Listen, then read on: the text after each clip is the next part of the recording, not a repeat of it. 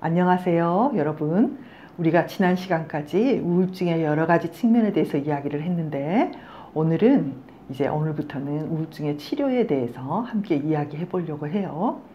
이 치료에 대해서 이야기한다는 것은 저는 이제 상담자잖아요. 그래서 상담을 하는 상담자가 어떻게 이렇게 치료를 해 나가는가, 이런 것들에 대해서 이야기를 해 보려고 해요. 상담자와 함께 치료를 하든지 아니면 스스로 혼자 자가 치료를 하든지 그 과정은 비슷하다고 생각되기 때문에 제가 설명을 해 드릴게요. 여러분들이 어쩌면 우울증 환자가 아닐 가능성이 높겠지요. 또는 우울증 진단을 받으신 분도 계실 거예요. 그런데 실은 우리 모두에게 이런 우울의 소인도 있고, 인생의 어떤 순간에 굉장히 우울이 이렇게 툭 떨어지는 순간이 있어요. 이 과정은 우울증뿐만 아니라 자신을 돌아보고 자신의 어떤 내면을 관리하는 측면에서도 누구에게나 동일하게 필요한 그런 과정이라고 말할 수 있겠어요. 자, 그러면 한번 이야기를 시작해 볼게요. 첫째, 우울증에 대한 어떤 문제를 가지고 누군가가 이렇게 내방을 하고 치료를 시작을 한다면 가장 먼저 주의를 기울이는 게 있어요. 그게 뭐냐면 어떤 사건이, 어떤 요인이 지금 이 우울증을 이렇게 갑자기 나타나게 만들었는가, 이런 거죠. 이걸 촉발 요인이라고 해요. 원래 나는 좀 우울했어. 나는 원래 좀 우울한 사람이야. 그럴 수는 있어요. 그러나 원래 우울했지만 우울증 때문에 약을 먹거나 상담실에 찾아올 정도는 아니었는데 무슨 일인가 있었겠죠. 우울증을 연구하는 모든 분들은 뭐라고 하냐면 유전적인 요인, 또 그 사람의 성격, 이런 거 다 중요하지만 실제로 삶에서 우울할 만한 일이 일어났다고 보는 거예요. 소인이 다 있지만 실제로 삶에서 어떤 일이 일어났어요. 그걸 촉발 요인이라고 하는데, 그 촉발 요인이 어떤 사람은 그냥 눈에 띄게 딱 나타나는 사람도 있고, 혹시 어떤 사람들은 계속 반복될 수도 있다고 말했잖아요. 그러나 어쨌든 이 사람에게 이런 고통이 오는, 우울이 오고 고통이 오는 요인이 있단 말이에요. 그래서 그 요인을 잘 살펴볼 필요가 있어요. 여러분도 여러분 자신이 뭔가 내가 기분이 너무 떨어져 있다든지 우울의 어떤 것들이 내 주위를 맴돌고 하루 이틀 3일 이렇게 계속된다면 반드시 이 과정을 거쳐야 될 거예요. 내가 왜, 무엇 때문에, 무슨 사건 이래로 이렇게 밥맛이 떨어지고 잠도 잘 안 오고 또 이렇게 힘들까, 이런 것을 자세히 살펴보는 게 치료의 첫 번째 단계라고 할 수 있어요. 아니, 그러면 좋아요. 나는 그때 시골에 가서 엄마를 만나고 온 후부터 이렇게 우울하다, 이럴 수도 있고요. 이번에 이제 여자와 남자가 좀 달라요. 남성들은 직장의 문제라든지 어떤 능력의 문제에 있어서 보다 더 우울증이 빨리 오고요. 자주 오는 편이고요.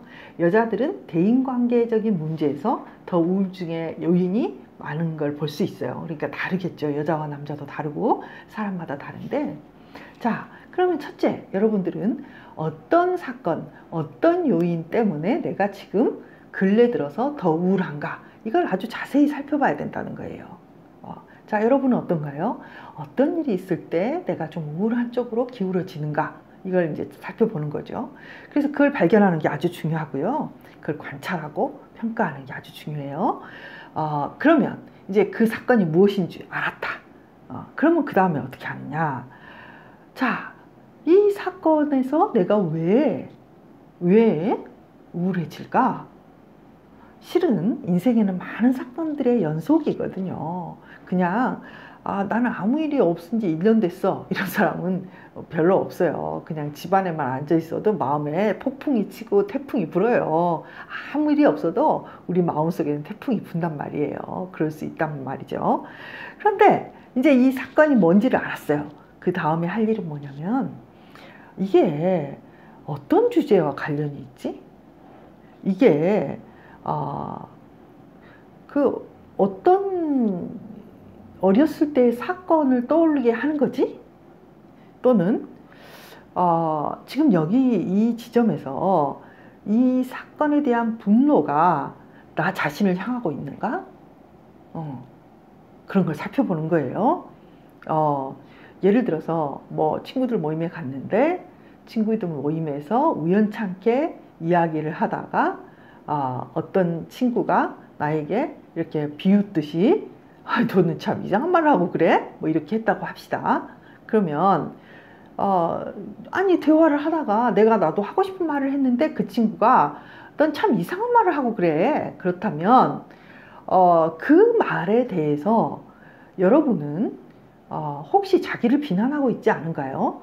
내가 그때 왜 그런 말을 했을까? 내가 미쳤어. 난 왜 이렇게 말을 못하는 거야? 이렇게 갈 수도 있어요. 그런데 또 이렇게 갈 수도 있죠.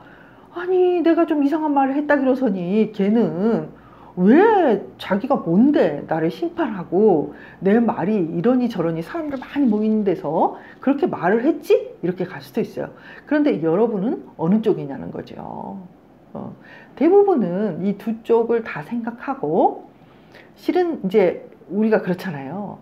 실은 우울에 빠지는 사람들이요. 무슨 말을 강력하게 다른 사람들에게 툭 하고 던지지는 않아요. 대부분. 조금 이제 좀 이상할 수도 있고 조금 뭐 자기 주관적인 생각을 말할 수도 있죠. 그런데 대부분은 그 말을 하는 사람이 A가 바르지 않은 사람인 경우가 많아요.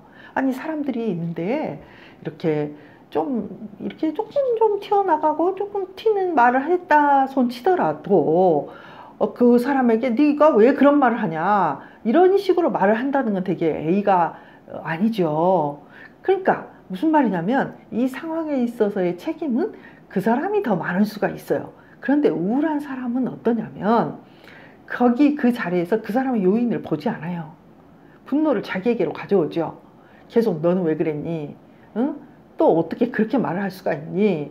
너는 왜 분위기가 어울리지 않게 그 말을 했니? 하면서 끊임없이 자신에게 그 분노를 향하고 있지는 않은지 그런 걸 봐야 된다는 거예요. 혹은 또 내가 완벽주의적인 시각을 가지고 있지는 않은가? 우울을 치료하는데 굉장히 그러니까 우울의 치료가 가장 힘든 케이스들을 봤어요. 연구를 해봤어요. 그랬더니 완벽주의적인 시각과 자기 비난의 정도가 아주 심한 사람들, 이 사람들이 치료가 가장 어렵대요. 연구 결과 가장 어렵다고 해요. 근데 이제 그 우울증을 앓고 있어서 이렇게 상담을 해보면 자기가 완벽주의가 아니라고 생각해요. 많은 사람들이. 그러니까 뭐냐면 나는 빈틈이 많고 완벽주의일 리가 없다는 거죠. 그게 무슨 말이냐면 진짜 완벽주의적으로 자기는 못한다 이렇게 말을 해요. 당연히 못하죠. 누가 완벽하게 하겠어요. 특히 완벽주의자들은요. 그 완벽에 대한 어떤 까다로운 기준이 있기 때문에 그기에 비해서는 내가 아주 못하고 있다는 생각을 하기 쉬워요. 그래서 자기가 완벽주의자가 아니라고 생각을 하는데 그런데 이야기를 해보고 어느 정도의 성과를 원하냐고 이렇게 쭉 들어가 보면 단 하나의 실수도 자기에게 허락하지 않는 경우가 많고요. 또 틀림이 없어야 된다. 실수 절대 하면 안 된다. 이런 맥락의 끝에 그런 사고가 있는 경우가 아주 많아요. 그러니까 무슨 말이냐면은 이 완벽주의가 나의 이 트라우마틱한 이번에 우울을 가져오는 그 사건과 연결되었는지를 반드시 검토해 보면 이제 나오는 경우가 많다는 거죠. 내 기대의 수준은 어느 정도인가 이거죠. 나는 내가 어느 정도 잘하는 사람이 되기를 원하는 걸까? 나는 내가 사람들과의 관계에서 어느 정도로 사람들에게 좋다는 말을 듣고 싶은 걸까? 100명이 있다면 100명에게 다 듣고 싶은 걸까? 혹시 한 사람이라도 나를 비난한다면 난 그걸 수용할 수 있는 걸까? 여러분의 기대 수준을 검토해야 돼요. 많은 경우에 이 완벽주의와 기대 수준에 뭐 안 걸리는 사람이 별로 없어요. 우울증에 걸린 사람들이. 자, 그리고 또 나는 지금 이런 감정이 외로움인가? 버림받음에 대한 두려움인가? 또는 누군가가 의존이 필요한데 의존을 이렇게 해야 된다고 생각하는 걸까? 또 혹시 여러분은 이 사건이 왜 우울증을 가져왔냐면 자기를 뭐라 그럴까, 나라는 인간을 괜찮은 인간으로 만들어줄 수 있는 어떤 것들에 대해서 내가 실패한 걸까? 이제 이런 거예요. 무슨 말이냐면 내가 이번에 시험을 봤어요. 뭐 그렇게 중요한 시험은 아니에요. 근데 아까 기대 가치에 대해서 말했는데 기대치가 나는 그냥 여기서 3등 안에는 들어야 된다고 생각하는 거예요. 한 1000명 모였는데 3등 안에는 들어야 된다. 그렇다면 왜 3등 안에 들어야 되냐는 거죠. 어쩌면 나는 그 3등에 나라는 존재를 걸어놨는지도 몰라요. 실제로 이렇게 성적이나 시험 성적에 대해서 자기의 가치를 걸어놓은 사람들이 꽤 많이 있거든요. 뭐 10등 안에는 들어야 된다.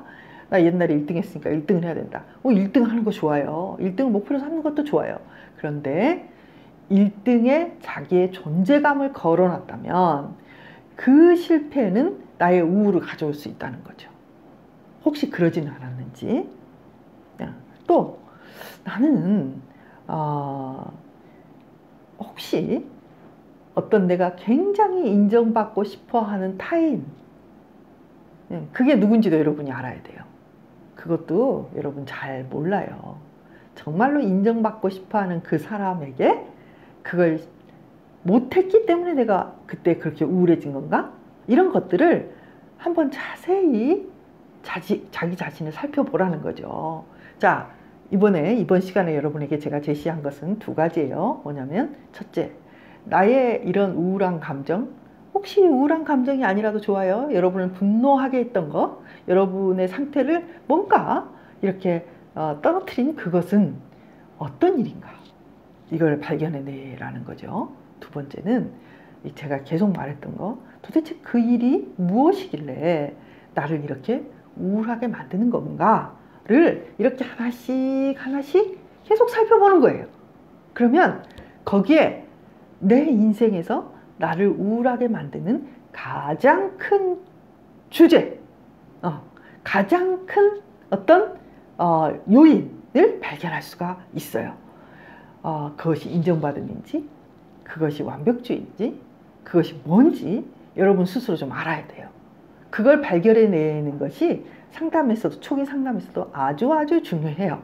왜냐하면 실은 우리가 우울에 빠지지만 우울한 사람들에게 뭘 그렇게까지 생각할 필요가 있어, 뭘 그렇게 너를 비하해, 뭘 그렇게까지 생각할 필요가 있어 라고 위로를 한다고 해서 그게 해결되지 않아요.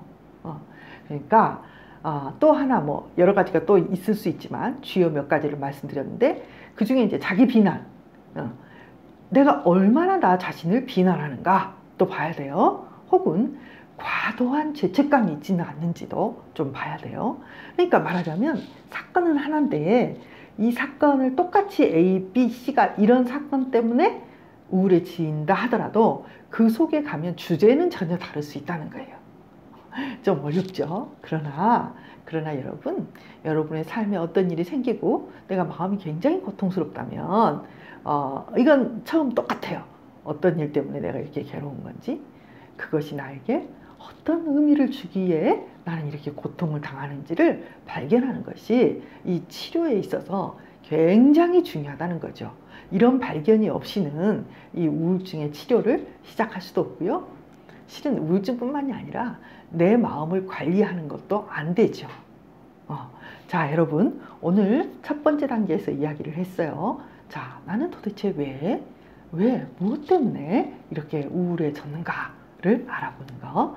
여러분, 이번 주는 한번 여러분의 마음속에 어떤 실망이나 어떤 분노나 어떤 좌절감이 생긴다면 이런 주제를 가지고 자기를 한번 스캔하듯이 쭉 살펴보는 거 해보셨으면 좋겠어요. 자, 오늘은 여기까지. 다음 주에 또 만나요.